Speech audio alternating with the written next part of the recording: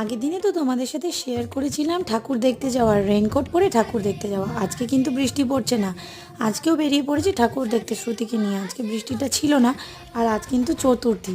তো বেরিয়ে পড়লাম শ্রুতিকে নিয়ে ঠাকুর দেখতে। প্রথম একটা এটা, দ্বিতীয় যারা বাড়িপুরে থাকো না, তার এই প্যান্ডেলগুলো যখন দেখবে ঠিক চিনতে পারবে। এইগুলো ওই ফুলতলা থেকে শুরু করে শাসন বালক সংঘ অবধি যা যা ঠাকুর ছিল সমস্ত কিছু একদিনে দেখে নিয়েছি, কারণ শ্রুতিকে নিয়ে ভিড়ের মধ্যে এই ঠাকুরগুলো দেখা সম্ভব হয় না।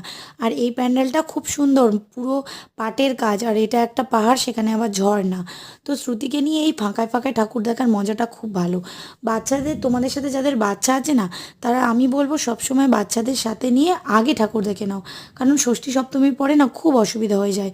এখানে প্যান্ডেলের ভেতরে তোমরা দেখলেই বুঝতে পারবে আজকে যে চতুর্থী, কেউ কি সেটা দেখে বলবে?